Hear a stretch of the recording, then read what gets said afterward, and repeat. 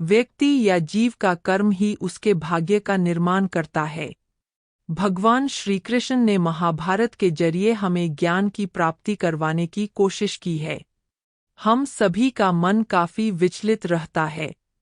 हर दिन हम मोह और माया से घिरे रहते हैं। श्री कृष्ण ने श्रीमद् भागवत गीता जी में हम मनुष्य के उद्धार के कई मार्ग बताए हैं। इसी कड़ी में हम आज आप सभी के लिए से जुड़े कोट्स लेकर आए हैं।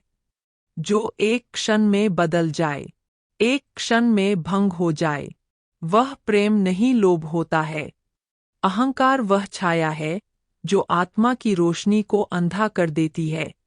भीतर की चमक को पहचानो और वह छाया भाग जाएगी।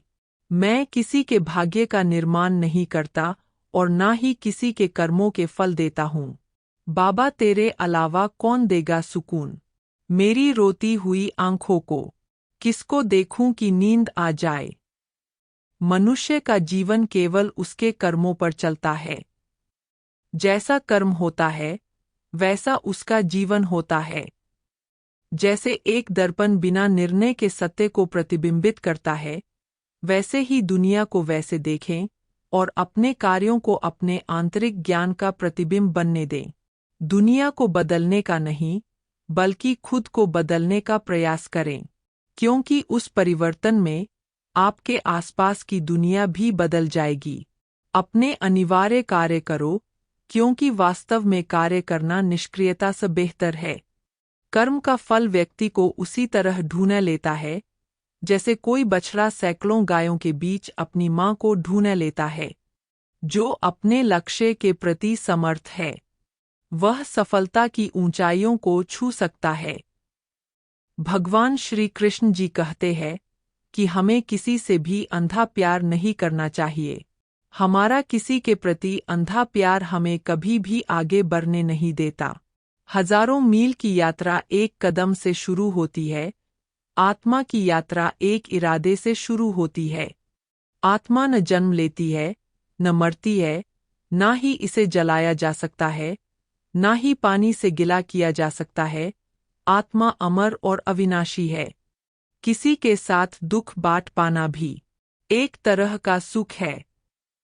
अधिक प्रेम भी व्यक्ति को बुद्धिहीन कर देता है। आत्मखोज की यात्रा सर्वोत्तम तीर्थयात्रा है।